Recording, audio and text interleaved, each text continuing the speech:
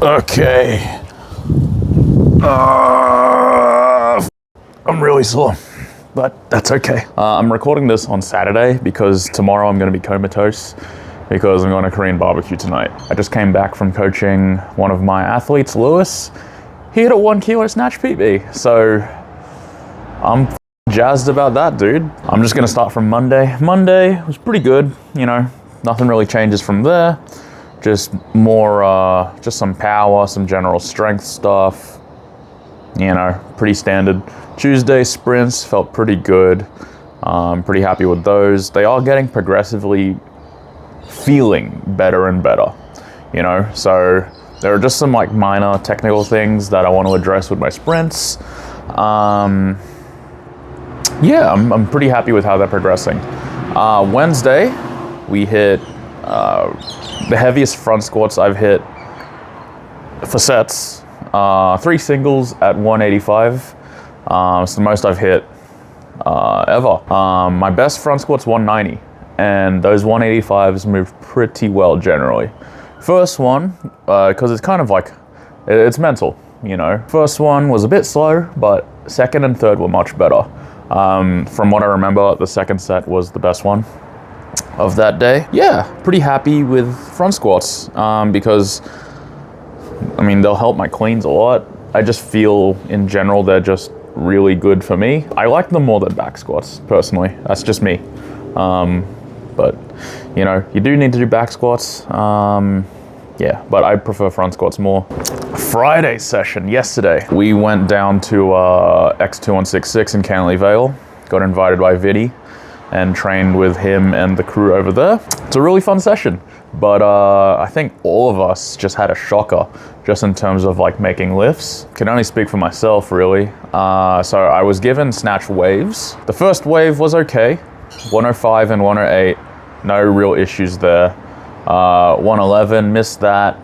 I think I got it on the second attempt and then went down. I can't remember, to be honest. It was kind of a blur. Regardless, there was a lot of misses in the singles yesterday. The craziest thing is, like, each lift felt generally pretty good. And by the time of like missing over and over and over again, I would typically get to the point where I'm just like, nah, I'm done. And I would just like call it over there. Managed to work my way up to 114. Didn't make 114 after attempting it a few times. The highest one I hit was 111. And that one, the last 111 I hit took, I think, 3 goes. Thankfully, snatches are like relatively lighter, but because there were so many reps, I think I did like 12 or 13 total heavy singles. It took its toll in the clean and jerk, naturally. So for clean and jerk, I hit 1 at 140, 1 at 145. Couldn't get another 145, just the fatigue was setting in too much. I can't remember the ratio, but it was pretty close to even in terms of makes and misses. Not ideal, obviously, but I was feeling really good in the moment. And that's like, I guess like heaviest snatch volume I've done. Like it felt good off the floor for pretty much all the reps. I feel much more comfortable getting into my bottom position now, which is good. Yeah, it's just a hard week of training. All the fatigue's catching up, so I'm gonna start tapering off some sessions this coming week. I'm not gonna sprint, just gonna do some light bodybuilding. And I might add in some extra positional work for my snatches, like SOTS presses, that kind of thing. Nothing too crazy, but yeah, instead of sprints this week's gonna be light bodybuilding, just with some reduced volume, probably. I don't know yet. I haven't checked my program, but, and then we'll just see how we go for the next coming Saturday, you know, because gonna be going heavy next Saturday instead of Friday. I think extra rest day will be really good, because Saturday will be my last like higher volume heavy day before States. Yeah, States has kind of crept up a bit. It felt like the prep has just flown by. And that's, it's pretty cool, you know, it feels good. I feel, you know, despite all the misses from yesterday, I feel much more confident now than I did like last week and previous weeks. Just feel much more confident.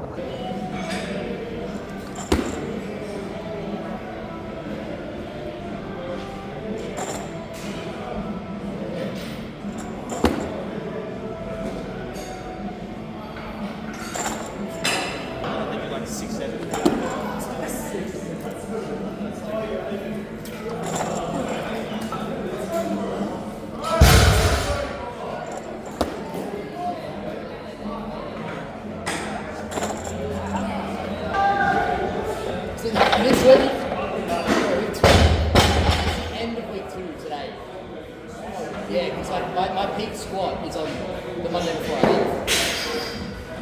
So I've got three more squats. No, deads this week I've got like... It's my second last day. Was that a power?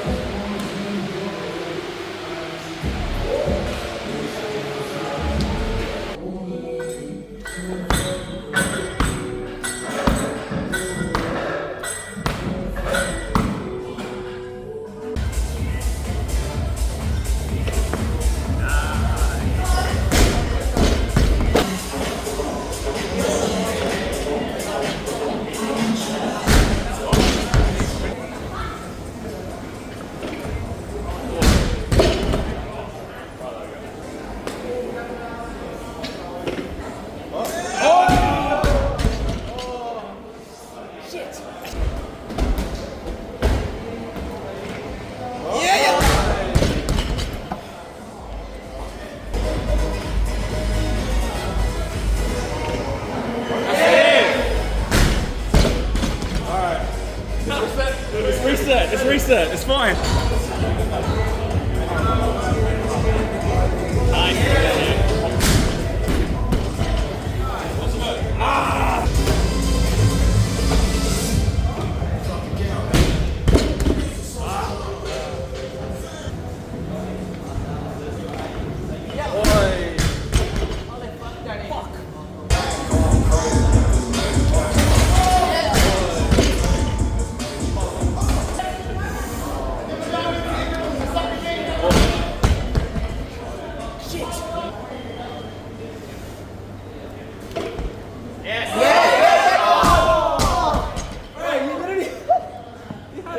What the fuck?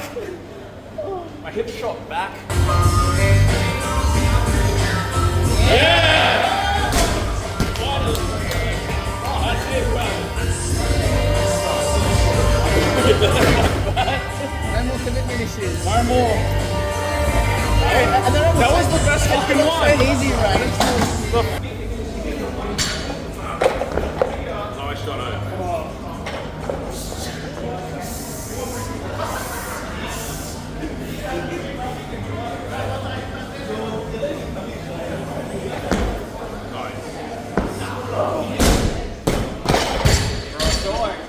I was on like an astral plane. On another plane of existence during that. Hold. Yes!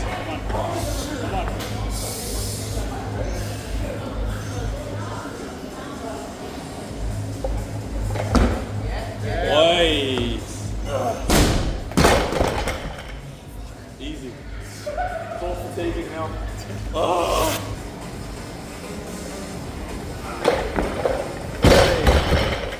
fuck. You're tired, man. I'm glad I hit 1 at 45. There's a time and place for everything, really. When it comes to training, you can either go dumb or follow the program strictly, or just listen to how your body feels, that kind of stuff. Because both are important, you need to be able to switch on, just go full monkey, basically. Just turn off your brain, just rip it. Sometimes you have to do that. Sometimes you just have to do that. And there's no other choice, And there are times where you have to, be smart, dial it back. There's a time and place for both. Yesterday was one of those times where you kind of go full monkey and just go. You just lift as best as you can. You always have to look at the context. You can't just do it on a random Tuesday. Particularly when you're in comp prep, it's not the right time. It's really dependent on the context. So the context of yesterday, training at a gym I'm not usually at, training alongside mates, just generally feeling pretty good. All those things are pretty important factors when it comes to should I be smart or should I just go dumb? Knowing when to apply either. Obviously be smart most of the time, You want to make the right decisions as best as you can. That's more sustainable, You can't really sustain going dumb every day. You just can't do that. Your body can't physically keep up because something will break down eventually. The only way to learn on when to apply it is just experience. I've been training weightlifting for 7 years at this point, I think. 7 years, yeah. I did martial arts for 11 years. A lot of what I've learned from martial arts has applied to weightlifting, You kind of have to embrace both brains of thinking. You embrace everything about the sport, the success and the failures. You have to embrace both because they don't exist without each other. You can't just have it all positive. It's just not how shit works. And I think if you go into it wanting to have those good, the successes all the time, unintentionally burn themselves out. I think yesterday it was a great day to go dumb. I'm really happy that I did, because I was feeling good. I wasn't exactly in flow state, but I was getting close. I know that if I just if I hit it right, it would just get me into flow state. But just wasn't there, unfortunately. But that's how it is sometimes. Usually I don't get into flow state until I'm not fatigued.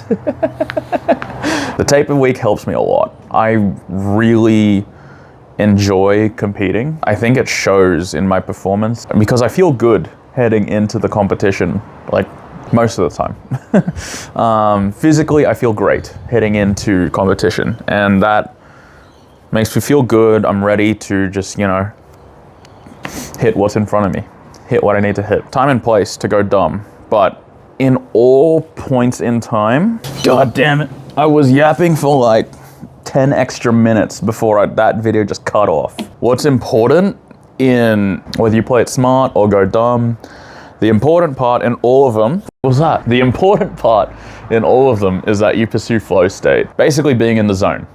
It's the perfect level of arousal or engagement in whatever activity you do. And you just feel everything is just working. Everything you do is unstoppable, where you see everything perfectly done and you execute it to perfection.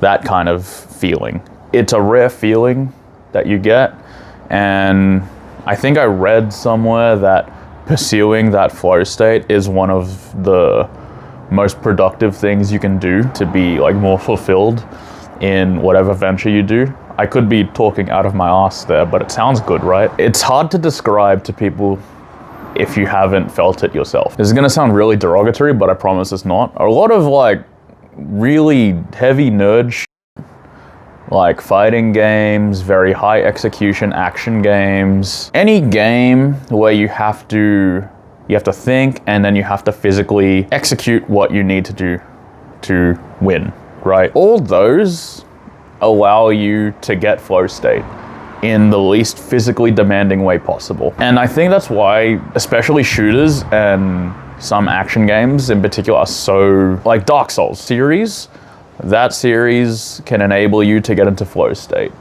If you haven't played them, they're generally pretty difficult games, and it's really focused on like a tug of war system between your stamina meter and the environment and boss that you're fighting against.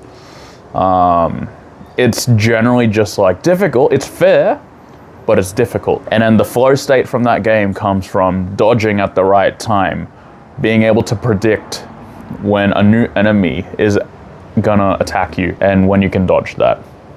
In something like a shooter, like Call of Duty or Halo, it's just your aim is unstoppable. People think you're cheating. Your movement is just like borderline perfect. You're in the right positioning. In fighting games, you're hitting all your combos. Your defense is good. Your timing is really good. That kind of stuff. That flow state can be applied to weightlifting in the term of like your technique just feels great. Like it feels like nothing is wrong with your technique.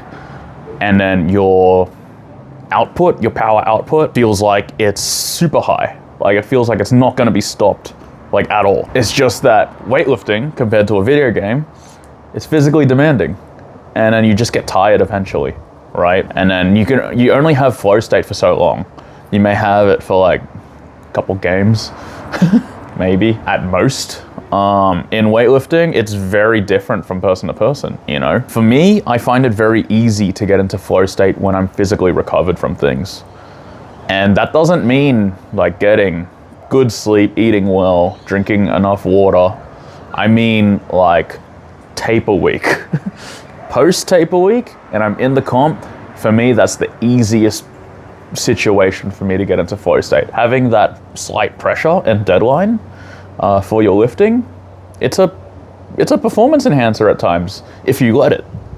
If you let it like consume you in a way that is that makes you anxious or nervous, but it's fine to feel those feelings, but if you let that consume you, that's where it negatively affects your performance, right? And people need different things to help them get into flow state. Some people really enjoy, being yelled at, hard doof music, and it works. It totally works. It works for me. I know it works for many people that I know. Others like more mellow things. Very quiet, just refined to perfection, that kind of stuff, right? That also works. It depends on the state of mind that I'm in, but generally I lean towards the loud, egregious doof music. That's what I lean towards, but I can get into flow state with like orchestra music. I've done it before, and it feels good. A lot of it is just like it's gonna sound like real hippie shit, but like being mindful of your training at that point in time. You don't think about it, you just feel it. There's no way to describe it to people who haven't felt it before, because it's very difficult and it's really hard to replicate over and over again. But it's one of those things that are essential to being really good at whatever you want to do. So you got to find what works for you at the end of the day. And that just comes with a lot of experience. That comes with a lot of training. And finding an environment or vibe that you really enjoy. That helps a lot. Taper week helps a lot too. Being not physically beat up. Because weightlifting prep, particularly in comp prep, it's pretty physically demanding. It's mentally demanding too. So whenever you don't have that physical burden, I don't know, soreness is what I'm trying to say. Whenever you don't have that, it's not really a factor after taper week. So you just got to find what works for you, and what works for you won't necessarily work for another person. So you have to find what works for you, keep doing it as much as you can, but also be willing to embrace the total opposite of what you like, because there may be a situation where you're in there and there's no other choice but to like embrace uncomfortable situation that you're in. You know, it's like the difference between lifting and comp and lifting and training. So different, but you have to be able to embrace both. I hope that's coherent. Usually what I do when I film these, I feel like these are way better now than they were like early on when I was first starting doing these. I feel much more comfortable just talking and letting the thoughts snowball. It's really good. I'm really enjoying making them. But yeah, 2 weeks till state, a bit over 2 weeks till states. I'm excited to see the draft list because I'm genuinely curious on who's going to be in my session. I'm also going to be coaching a couple athletes during states as well. So it's going to be a busy weekend, but I'm looking forward to it. States is always a very exciting time in the weightlifting season for me, just because, you know, a bunch of my guys are at that level, and it's exciting to see them, you know, be around the upper echelon of the state level, which is really cool. And I've known those guys for a few years, and they've put in the work, and yeah, I'm excited to see how they go, how I go, everyone, man. I'm looking forward to just having